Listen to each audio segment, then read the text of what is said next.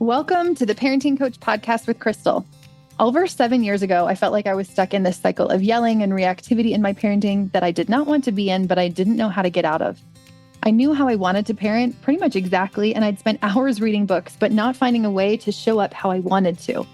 That's when I started to turn inwards. My own inward journey was what my family needed.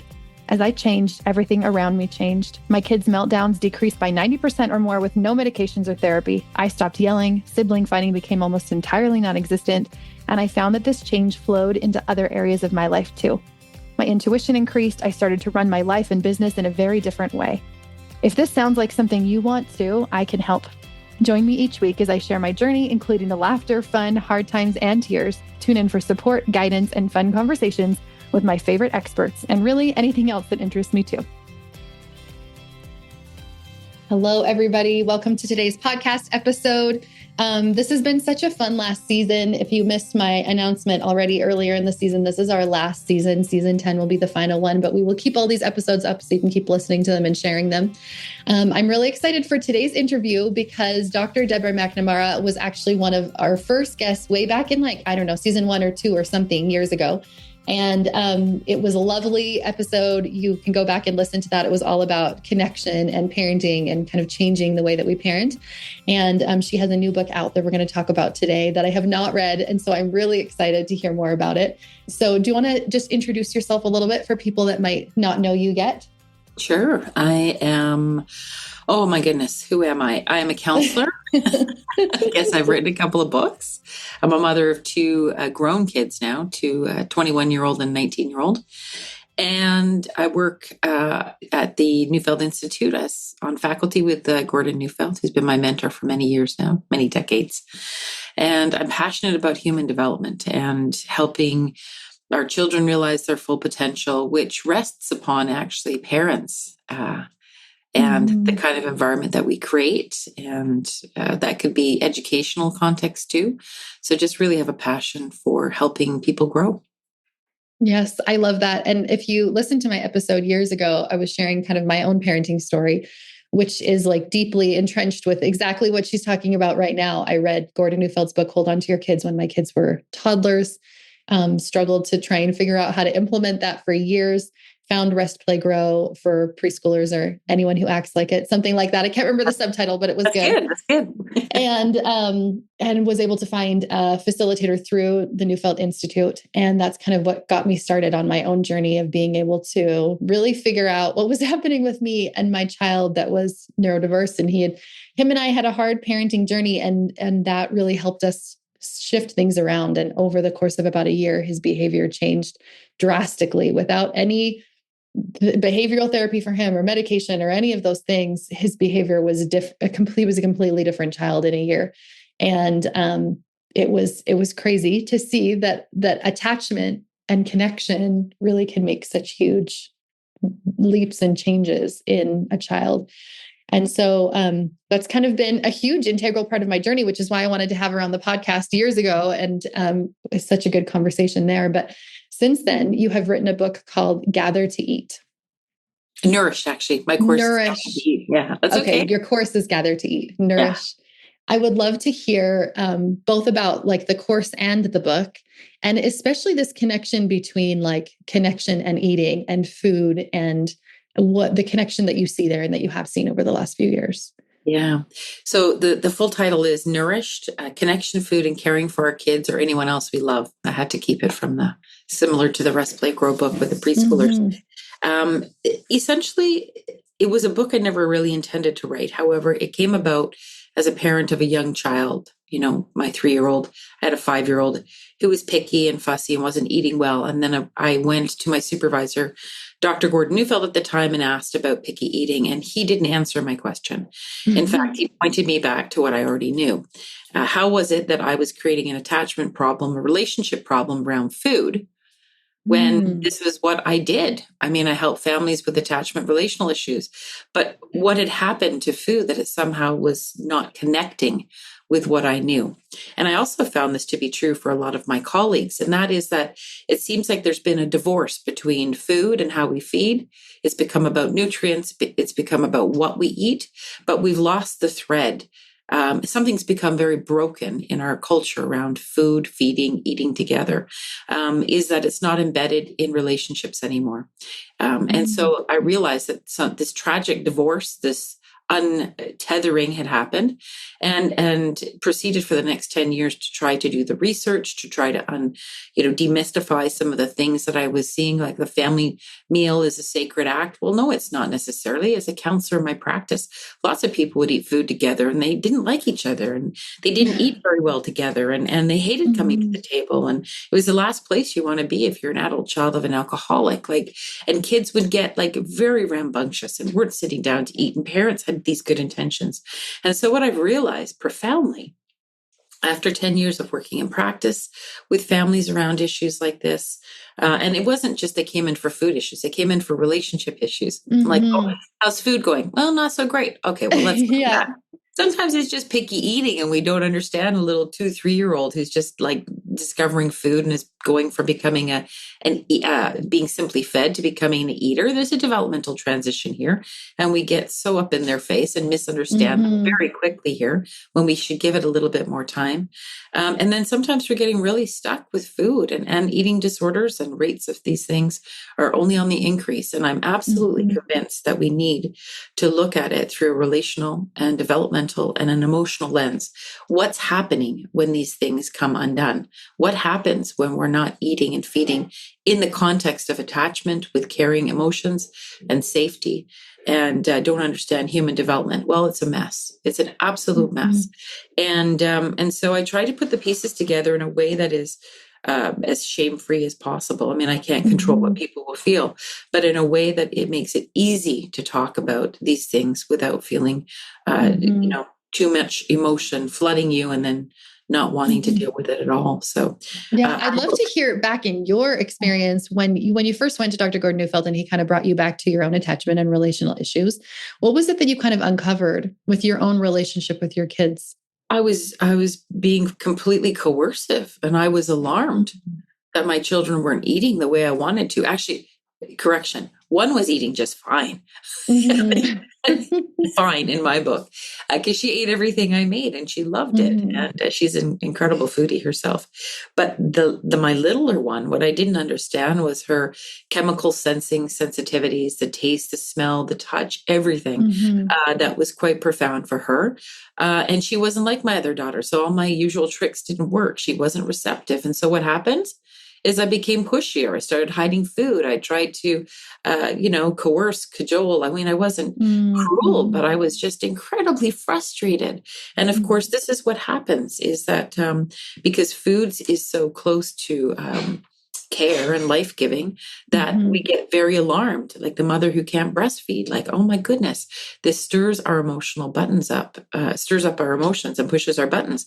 And so that's where I was at. I was alarmed, and I was like, why is she resisting? She just needs to eat what I give her. Oh, and then you go back to the coercive technique. That is always my go-to. I'm like, if I can't figure this out, I know I'll force them. I have a 9-year-old right now, exactly the same. Does not love food, is not an adventurous eater, finds anything that's like a new color or a new anything, just like, nope, not going to eat that. Nothing with sauce, nothing with color to it. It all has to be bland. And and I think it's really easy to get into that mode of kind of fearful, well, she has to eat. What if she's not eating enough? What if she's not getting enough nutrients? And then move into that more coercive, like you mentioned, we'll just hide food, or we'll force food, or we'll sit here at the table until they, eat their whole meal or whatever, which then becomes a relational problem. Oh, a huge one. Yeah. And I think parents get alarmed. They also get frustrated. They're spending time and energy and money on making food. And, time is tough for parents. A lot of parents, with working outside the home. And so parents get really frustrated and they just don't want to come home. They want to enjoy their meal. They want to enjoy their time together. But see, the whole thing is it's not the place of rest it used to be. It's just not the place of rest. We're not at rest around our food, and we're certainly not at rest with each other at these periods of time for lots of good reasons. And not because we don't have good intentions. We have wonderful intentions. But this is an emotional process. It's a relational process. And And so I went into that to discover, well, what does it mean to be a provider? What does food actually, how can food be embodied with relationship and with emotions to become a gift that is shared, that is that symbolizes caring? Like, how does food become caring? If a stranger gives me food, I don't feel cared for. But if someone I love gives me food, I feel cared for. What is that magical process that happens? It's incredible. It's invisible, but it all gets encoded on food. Why do we reach for comfort food? Mm-hmm. What is comfort food? None of the research could point to what is comfort food. Oh, it seems to vary. Well, of course it does, because each of us has this different signature imprint of a person or the emotions that go with them. And so it's incredibly fascinating, a topic and research, from disorder to comfort. Like, it's gigantic. And yet you see over and over again, what does it come back to? We need to think about connection. We need to think about how relationships take care of the human heart and create a place of rest. And when we do, then the body can take what it is that we offer, and a child is most receptive to being cared for. It always comes back down to that. Mm-hmm. Absolutely. I think connection is at the core to everything. We all want that, just like we want food. Just we need love and connection just as much. I love what you said about how does food become caring. And Mm-hmm. so I would love to talk to, like, if somebody's feeling like you were a few years ago when your kids were a little younger and you were like more finding yourself in that kind of coercive parenting style, knowing that you wanted to relate to her in a more connected and caring way. How did you switch that? What changed?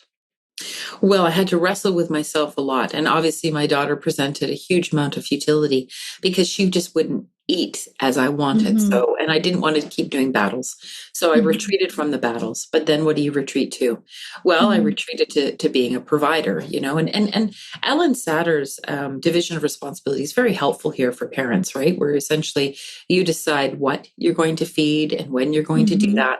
A child decides how much they want to eat from what you've given. And so it outlines it. But then I realized, well, but what is, like, how do we do relationship? What is emotional rest? And so I was digging into that a little bit more. And one of the things I found in my research is I asked everybody these questions. And one of the ones that was very revealing was, I said, can food have love in it? And everybody said, yes, food embodies love or has love in it. And food can be absolutely devoid and absent of it. Like when I heard my mother, clanging pots and pans in the kitchen and then served it up, it's like, yeah, nobody wants to eat that angry soup. Like, Mm-hmm. um, Yeah. but when I did the qualitative analysis on the interviews, what I found was that there was three ingredients that food had to have in order to embody this sense of love in it. And the first was there time and attention paid Mm-hmm. to the food. Now, people might think, oh, I don't have time to make all these big meals. Mm-hmm. It wasn't actually quantified. It was the sense in the person who received the food or was cared for that someone took some time and paid attention to them, had kept them on their radar, had noticed what was important to them, and instead of making rice, made pasta because they've got a rice kid instead of a pasta kid. Simple as that. That was time and attention. Someone was thinking of me, because that's about significance. Do I matter to that person? Which is about attachment. Mm-hmm. The second thing was intention. What was the person's intentions in feeding me? And this is very interesting in that if you perceive someone's intentions as being good, it can actually change your experience of reality. In that, food tasted better when you believe that someone was really trying to care for you. So, and you may have experienced this yourself. Like, people have made dishes. My daughter made me a dish on Mother's Day that had, it was spicy. It was paella. And I said, well, I love it. It's great. It's a little bit spicy, but I don't mind that. Actually, I don't usually like spicy food, but I really like this. And then it dawned on her and she said, Mom, I put a tablespoon of pepper instead of a teaspoon. That's why it's spicy. And I'm like, but it tastes so good. And it really did, because she had made this dish for me on Mother's Day. It was the best dish, right? So it actually changes it, even if there's something off, even if grandma always forgot an ingredient. Like, you heard stories over and over again that it still tasted good because someone's intentions was to care for me. Well, And and I then, think of the opposite too. Like I remember times where I just want to get over it. Like I'm just like, why is this taking so long? Like just tell me what it is that you'll eat so that I can move on to the next thing, right? Whereas the opposite, like not that I had a bad intention, but there was no intention. It was kind of like, let's just get through this really right, quickly. The intention exactly. wasn't care, the intention wasn't goodness. You got it. And I'm sure it wasn't a good experience for them either. So I love that kind of contrast of like, what Yeah, intention are we putting in here? exactly. Is food fuel, or is food emblematic of the caring that you wish to deliver to a loved one? And it can be simple. It Mm, can be a can of soup if you open it up, and you can serve that with caring. I mean, I'm not, there's no mhm, prescriptions around what people eat, or in this mhm. book or in my material, because that's not my thing.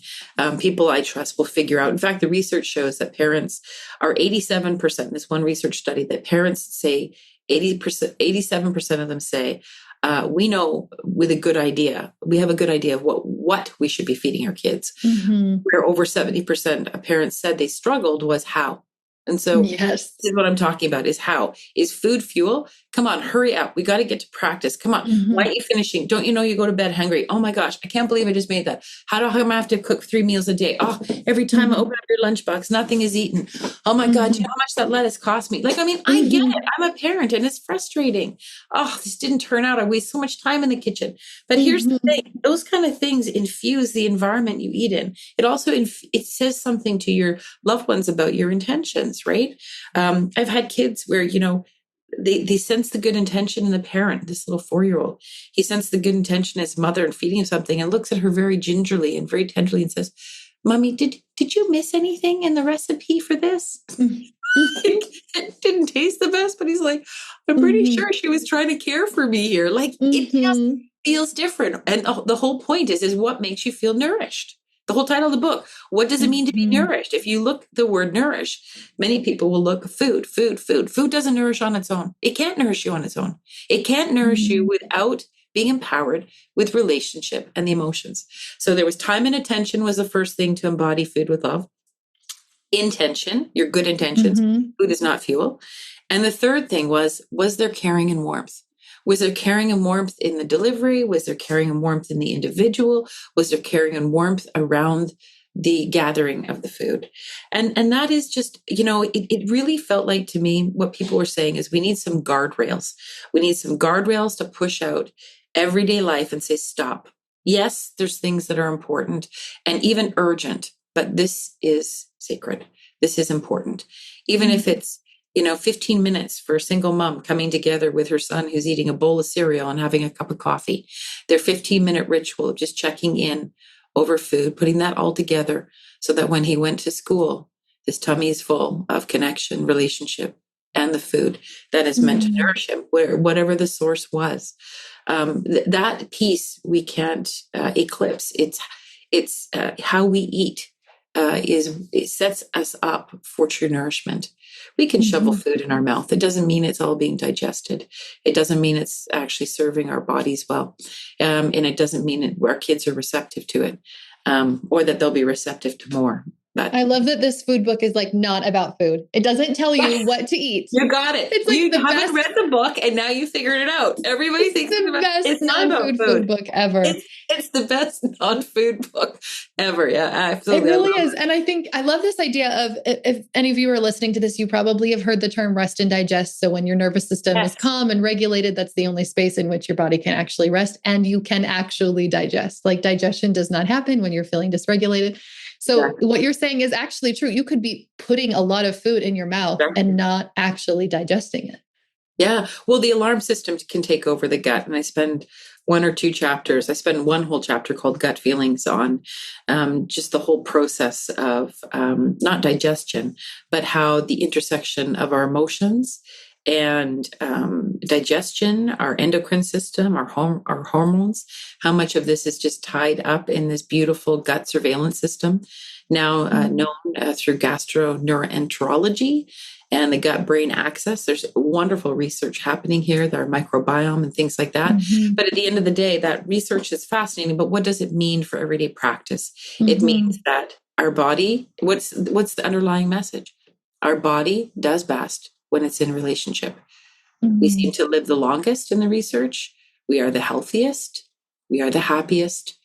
We are more likely to achieve our full potential, whatever that looks like. Kids do better, adults do better. And so what is the key to nourishment? What's the key to longevity? It's relationship and connection. As you were going through this kind of for yourself and you're starting to study for those years that Dr. Neufeld was like, okay, go, you're on your own or whatever. And your question. I'm not answering your question. That leads to this whole beautiful insight, right? Like some of our best mentors are the ones who don't answer our questions. Exactly. And I love that he guided you to that. And so as you're kind of going through this and you're starting to really delve into the research, was there anything in the research that really was interesting or stood out or surprised you? Oh my gosh, so many things. But I think one of the things that I'll talk about here is just the table, the holy grail of the table. We have to eat together. It really bothered me. And I left that one for a while because I thought I don't have all the pieces to understand it. But I found this beautiful piece of research by two sociologists, Musick and Meyer, Musick, M-U-S-I-C-K, and Meyer. And they were sociologists who stripped out a lot of the confounding variables in the correlational research. And what I mean by that is that what we don't often understand is that two things get paired together and they're correlational, meaning when this happens, this one has a high chance of happening. But there's no causality there. We don't understand why the two things are paired. It's not like one causes the other. They just seem to go together. They're good partners. But what they did, which was really interesting, which you can do with more sophisticated research methodology, is they stripped out any reasons and causality for this pairing. So they stripped out, socioeconomic status. They stripped out any ethnicity or geographic location, educational level in the parent, marriage status. And they looked at these families that still had family meals together, and kids had good resiliency. And what they found is that even when they got rid of all those confounding variables that would influence whether or not you could eat meals together, they found one simple causality, which was the values of the caretaker determined the practices in the home, like keeping the family meal. It came down to the caretaker. Over and over again, it was the values, the practices, and the principles. These were caretakers who believed that relationships were important and kept one of the best vehicles for embodying caring and taking care of your families, which was a meal. Mm-hmm. A meal. Right? They use what they had available to them to keep on to those connections close. And that makes sense because it's correlated with resiliency and emotional health and well-being and self-esteem and success at school. Literacy rates.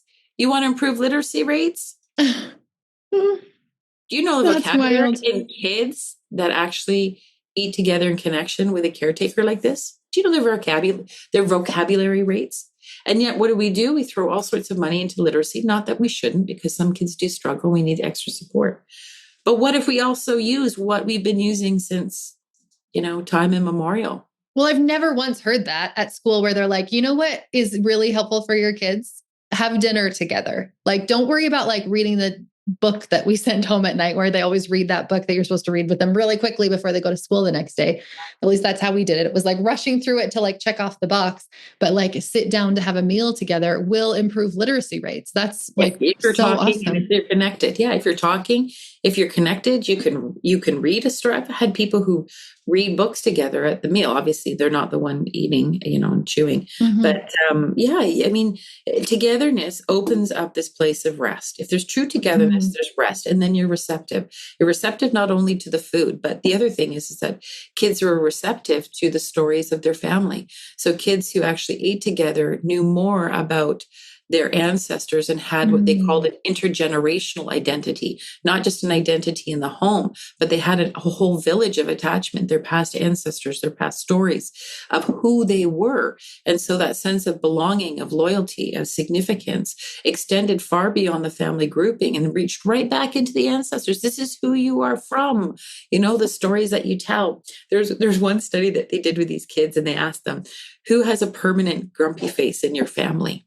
And every kid said there was at least, every kid said there was one family member who seemed to have a grumpy, permanent resting face or whatever. And so it's just like what kids were picking up and knew and understood, and how that created a narrative for their self, and anchoring in a world where, screens or peers or so many things are taking them out from underneath you. I began to see that actually having a meal or serving food with this in mind, that this is one of the best ways we can hold on to our kids today, all the way through into adult years.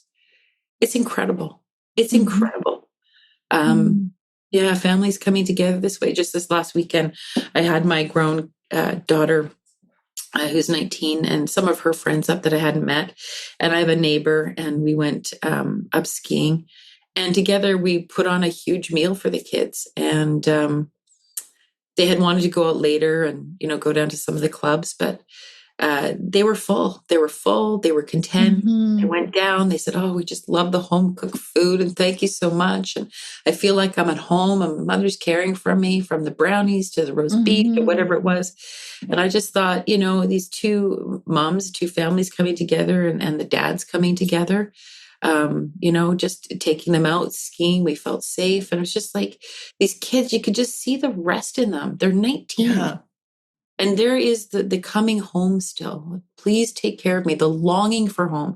You put brownies in my pocket like my mother does. And you could just feel it. Like, this is the way we hold on. It's it's a very powerful way, and it can look whatever it looks like for you. I love that. I remember hearing you talk about the book. This was before it came out. And I remember you just kind of preemptively talking about it. And I was like, I wonder if this is a book about food. But pretty soon I was like, okay, I think this is a book about connection and a book about attachment. And I realized right away why it was so important, because safety and security is necessary for a relationship. And if our kids are feeling physically safe and secure, if they're feeling like there's a home that we can come to that is safe and warm and protected, there is a place where we can come to where our feelings are safe and warm and protected, where we can come to a table where we are going to be taken care of, or we don't have to worry about things.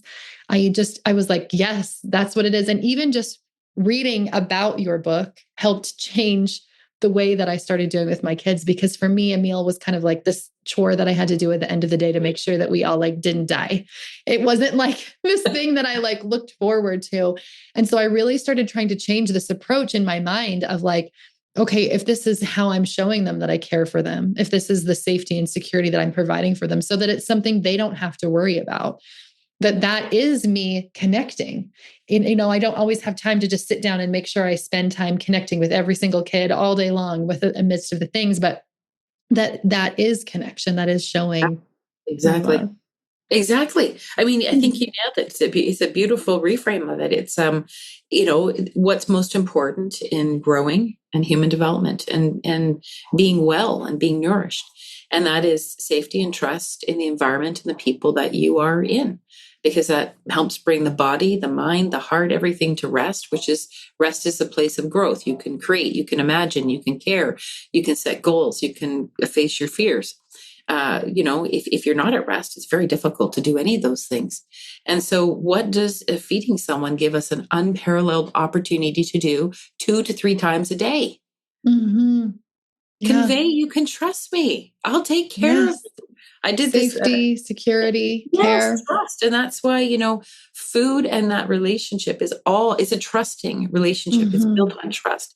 And so what happens when you continuously show up in a way that tries to, make this an experience about relationship and about caring, is that it builds that trust over time. And so your kids come home because you are home. Yes, I love that. Your kids come home because you are home. I was having a conversation with someone a year or so ago about connection-based parenting. I was trying to teach them it, and they were just not on board. They were like, no. You parent, they just kind of felt like it was letting your kids off the hook, and they needed kids that were more strict and whatever. And I kind of paused and asked them okay, well, tell me about your relationship with your parents. When's the last time you talked to them? No, not that there wasn't a relationship because they never wanted to be around them, but they didn't talk to them in a year. They didn't try to reach out to them. They didn't look forward to going home. There was no attachment there. And I said that. I'm like, okay, well, what kind of a relationship do you want your kids to have with you in 20 years? Do you want that? Do you want where they could care less if you call? How sad would you be if they actually died? Versus like, you are their home, you are their space where they want to come home to. And for me, that is my goal. Yeah. Beyond like what it is that, whether or not I have time to make a meal or whatever, like how can I create connection and attachment, even if it is just opening a can of soup, even if it is just giving them a pre-prepared meal from somewhere. Like it's not about the food, it's about how am I preparing this? And I love your idea of like banging pots and pans, angry soup versus like connection soup. Cause I think I felt both ways in the kitchen. Like what emotions am I stirring into the ingredients of this food that I'm making? Yeah. Can you tell us a little bit about your course? So Nourished is the book, Gather to Eat is the course. I got those mixed up in the beginning, but Gather to Eat, tell us a little bit about what you hope to help parents through. Well, I hope to I hope to provide a more, not slow, but in-depth look at what it means to take the lead around food. I think the book was insight-based and provides recipes, relational recipes, if you want to put it that way. But what I also heard from people is that it feels like really, I don't want to say deep, but it moves people profoundly, this work, different than Rest, Play, Grow did. And I would give a presentation and then the audience would be quiet. And I didn't know how to interpret that silence. But it took them right back into themselves, took them back into their relationships with their kids, because you've got the intersection of two things that are truly life-giving, this gift of food from Mother Nature and our relationships that pair together. It's very powerful. So the book was really insight-based, looking at how, why this is important, how we do it. But the course is really going to take us into, well, what's getting in the way? And how do we start to transform ourselves from the inside out?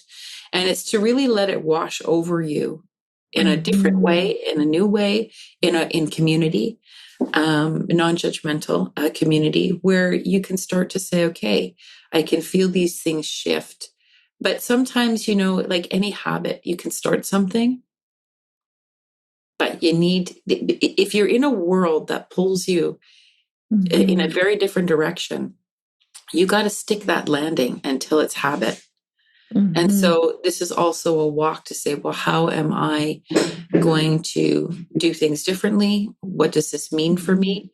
How do I see my child differently? How do I show up differently?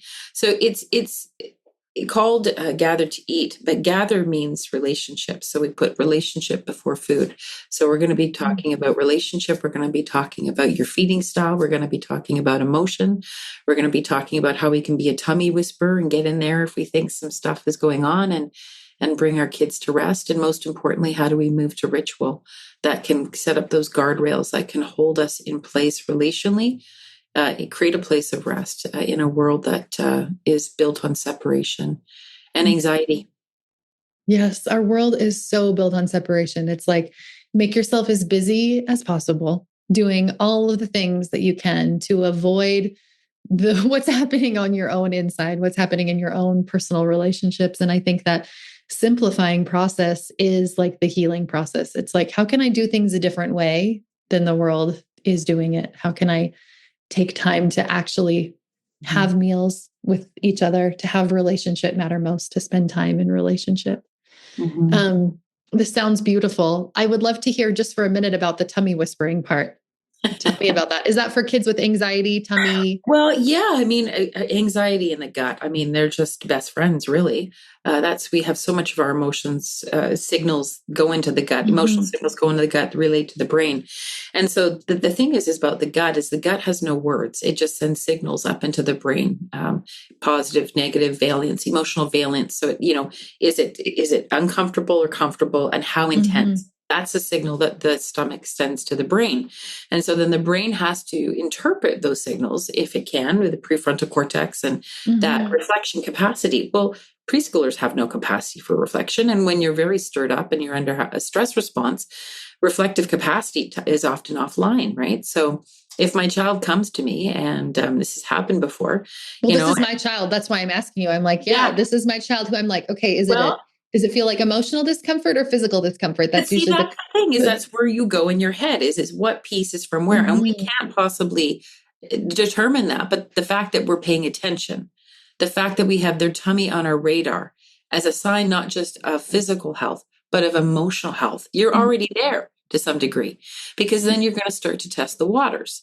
Like, I tell the story about my sister. When my younger sister was born, she went to school, it was grade 1, and she had nonstop tummy aches. Took her to the doctor, old school, 40 years ago or whatever. The doctor said, oh, she's just got some anxiety because the baby's born. She'll be okay. Just give her some extra time. Tummy aches cleared. My Mm. other sister took her son, to the hospital, said he's got horrible, horrible tummy aches and stuff.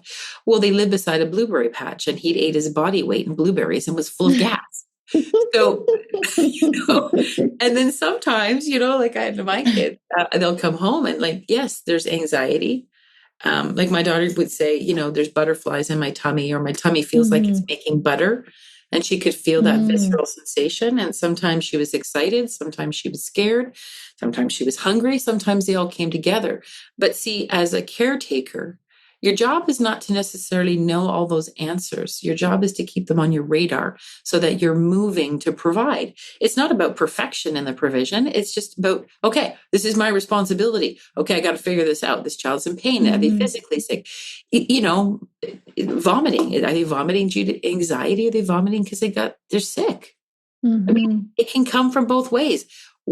Children don't know, but they're meant to have caretakers who are trying to figure it out. That's the whole point. So becoming a tummy whisperer, I know one of my daughters, she's a little bit more gassy that way. I know my other daughter Mhm. is much more likely to be anxiety. Yeah. And so we often have conversations like this with my daughter, and I'll say, like, emotional discomfort kind of feels like this for me. Sometimes it feels physically like this, and kind of explain it a little bit. And I'll be like, what do you think? What do you think it might be? And sometimes she won't know. And sometimes she'll say, oh, I think it was emotional. And oftentimes I've noticed it happens before she's going to go somewhere where there's people, before Yeah. church, before school, before an activity. As soon as she gets there, she forgets about it and she's totally fine. And so then I kind of point those things out. Sometimes your tummy feels like this way and it's not actually physical. Sometimes it's just nervousness and anxiety. And we talk about that. And I think teaching our kids that skill of like, what is this, right? Instead of eating away our own anxiety as we age, I think is a really powerful tool too, like helping them tap into what it might be for them. Yeah, absolutely. And, like your tummy's making butterflies because, and you can attach it or not. I'm wondering if you're a little bit thoughtful about going into these environments. And I always, rule on the side of caution that if something is going on with the tummy, that's go see your medical practitioner and have a Mhm. conversation and make sure you clear out that there isn't anything physical if it's long lasting, or see your naturopath or whatever it might be. But I Mhm. get tons of referrals in from naturopaths who see lots of kids coming through and like, no, this is anxiety. No, this is anxiety. Mhm. And doctors Mhm. as well, right? No, this is your child's anxious, but that's good. They've done their Yeah. due diligence that way. But yeah, so much of our emotions get mixed up here. And again, it's a surveillance system. It's a detection system because, of course, you're not going to eat when you're alarmed because your body is not invested in digestion. It's invested in survival. So what happens is you lose your appetite. You can vomit. You don't feel hungry. And because the body's aimed at taking care of an emotional problem, we know that a lot of the energy in the brain goes towards solving emotional problems. And alarm is one of the biggest ones. And so Mhm. it can take energy from the gut and digestion to try to solve this emotional problem. Now, we were never meant to know all this. This is like, Yeah. there's so much research, but what did a caretaker, what were we born with and wired up with? We're wired up with this capacity to pay attention. Something's Mhm. not right. How do I help get to the answer to that? Come here. You need a Mhm. hug. We're going somewhere new. Don't worry. I'm with you. I've got you. Here we go. Yes, sometimes tummies get stirred up. Or you know what? We're going to stay back because I don't think you're feeling well. I just want to, do you feel like eating? Not eating? Like, let's have you gone to the bathroom? How many times? What have you done? Like, you're just Mhm. asking all these, feel the forehead. Do they have a temperature? Like, this is what, Mhm.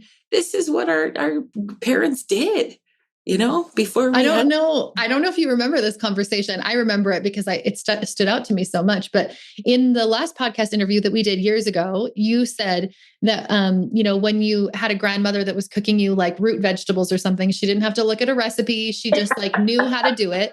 And you said, like, we all have parental intuition also. Like, we don't have to look up a recipe and just know, like, ask outside of ourselves for all the answers, but like naturally what is coming to us. And I think that's what you're saying here too, is like, we are Absolutely. born with that intuitive parental guidance system. And it's just tapping into that instead of looking for the recipe constantly. It's like, okay, just tap into those natural responses. Yeah, and you may decide to get your child some help based on that.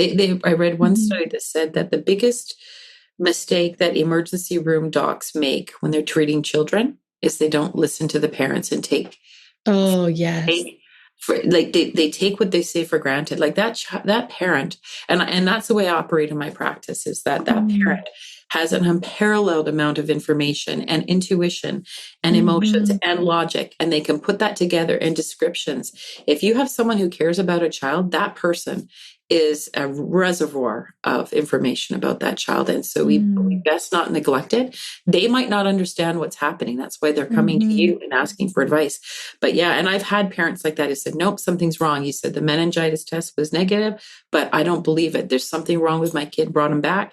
There was an error in the test. The child did have meningitis. She saved your Mm. life. It's just like, I knew something was wrong. I know my Absolutely.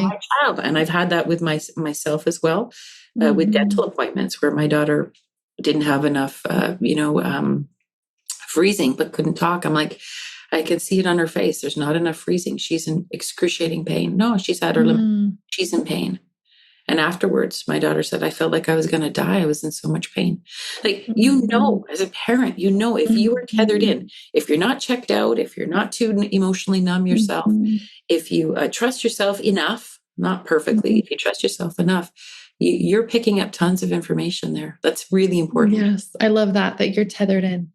Yeah. Oh, I think that is a perfect stopping spot. I think that idea of, can we tether in? Can we do the work we need to do internally so that we can be attuned to that? And just knowing that that is in us. Like, that is the trust piece. Like, it already is in there. The Yeah. trust is just like recognizing that it is and taking time to listen to that. So thank you so much. Thank you for this opportunity. We're going to have a link to your course. There's going to be a wait list link to your course, Gather to Eat. And we'll also have a link to Nourished, your book. And people can connect with you there, and also on your website, right? drdeborahmacnamara.org. Is that it? McNamara.ca. Macnamara.ca. Okay. Macnamara.ca. So head there also. And thank you so much for coming on and sharing all of this insight with us. Great. Thanks so much for having me, Crystal. I've really enjoyed our conversation. If you enjoyed this episode as much as I did, I would love for you to help spread the word by getting this message of support and guidance out to as many people as possible. So text it to your best friend or tag me on Instagram and share it. Leave a review, rate it, subscribe it, or follow on your favorite platform. Send me a DM on IG letting me know which parts have impacted you or what you'd like to see on future episodes. We'll see you next week.